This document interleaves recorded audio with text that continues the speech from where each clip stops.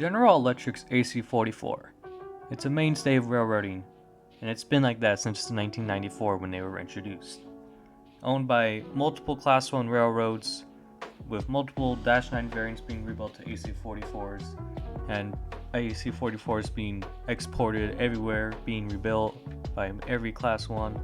They're just a mainstay of railroading. And Union Pacific is no exception, with having over 1,000 AC44's rebuilt alone, plus the 500 or so that haven't been rebuilt yet.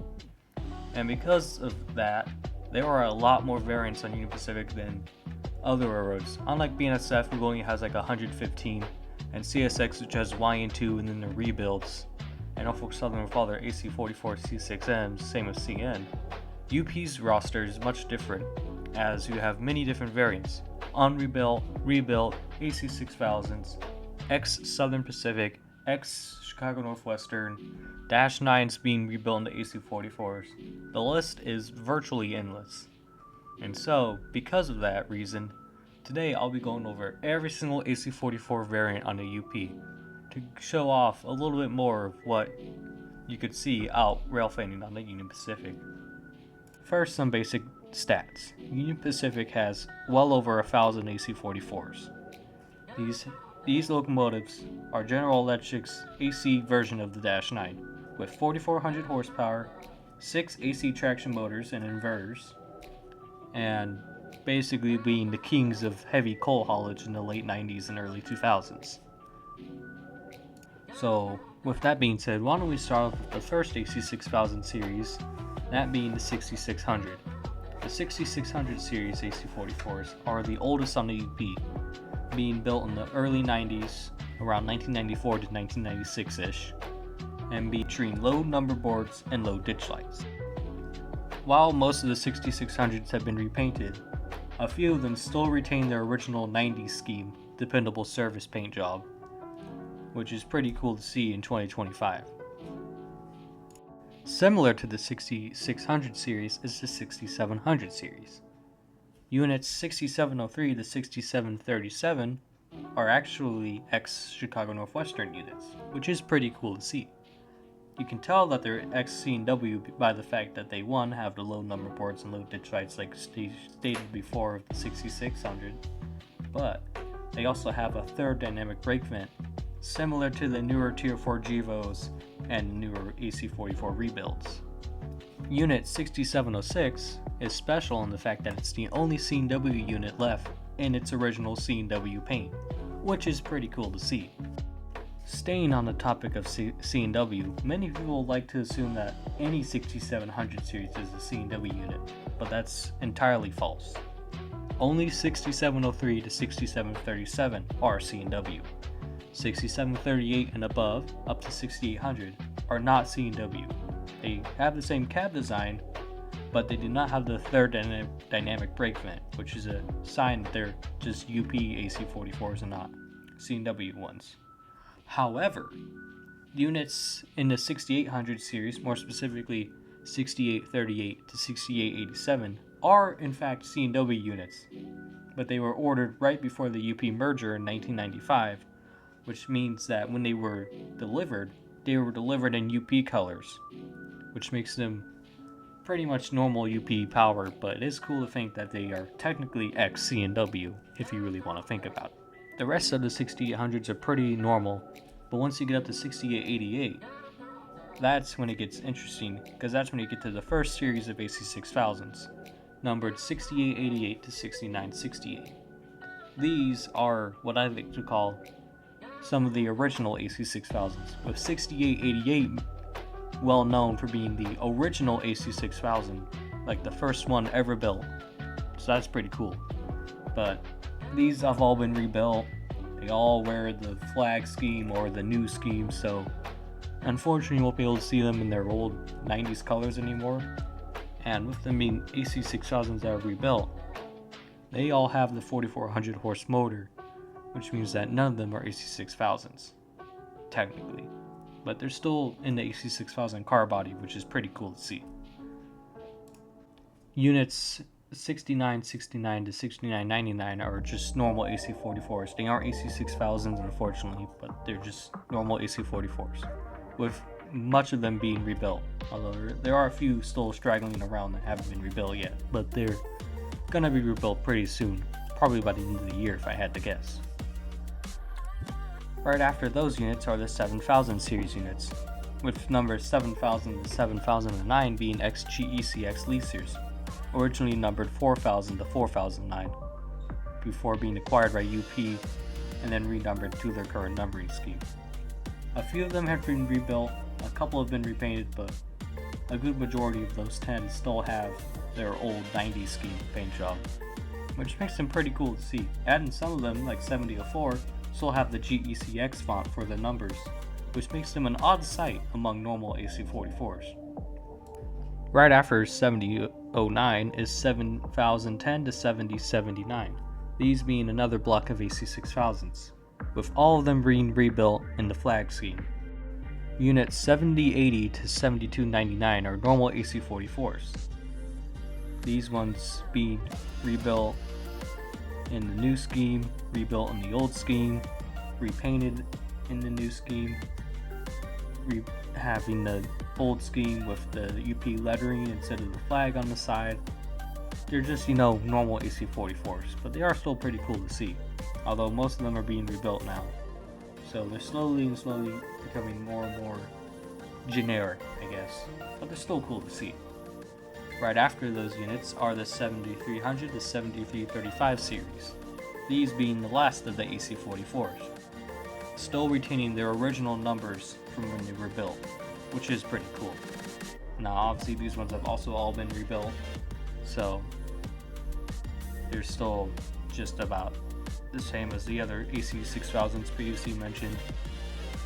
And speaking on AC6000s, some of them that have been rebuilt have their old cab, and some of them have newer Gevo cabs. Most of the ones rebuilt after 2022 have the newer Gevo cabs, but there are some that don't, so it really just depends on when they were rebuilt and by who.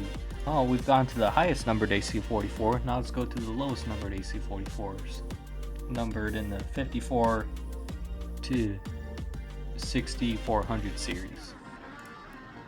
Now, most of the 54 to 6000 series AC44s have been rebuilt in the old scheme and the new scheme, and some of them haven't. Now, these AC44s, since they were the newer AC44s built in the early 2000s, they almost all carried the flag scheme when they were built new. So unfortunately, none of them will have the old 90s scheme on them. But, the normal AC44s, they got high number boards, high ditch lights. They're basically standard GEs, but they're still cool to see.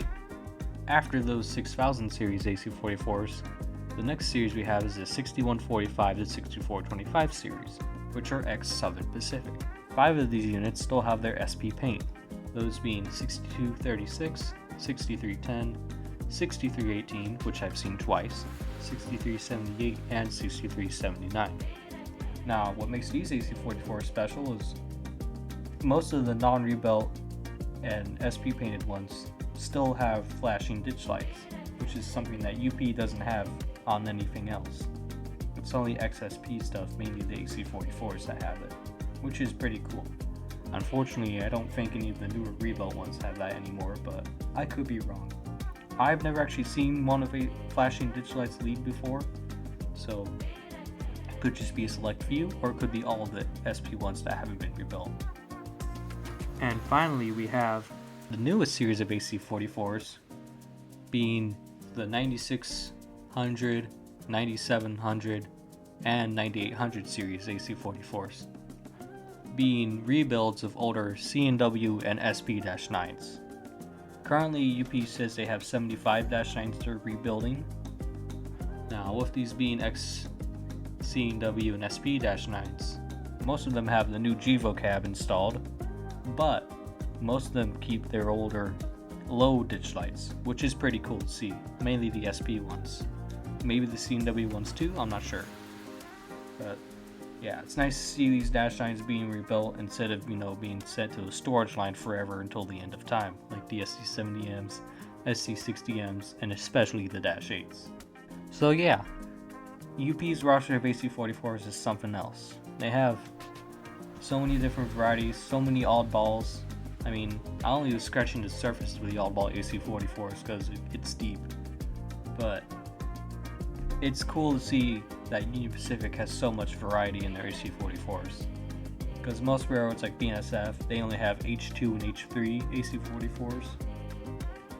Or CSX with their Y&2 and then their newer rebuilds, which are making there be less and less Y&2 every day. And NS with their C6Ms, which are just the most boring things on the planet. I'm sorry, NS rail fans, but I'd rather see an NSA as foreign power than a C6M. I'm so over them. And then even CN joining in the fray of rebuilding some of their Canadian cab Dash 9s with AC traction and making them AC44s. So everybody has an AC44, but UP's roster is definitely the biggest, with over 1,000 units rebuilt alone. So, with all the different variants being covered, why don't we see some footage of these AC44s in action?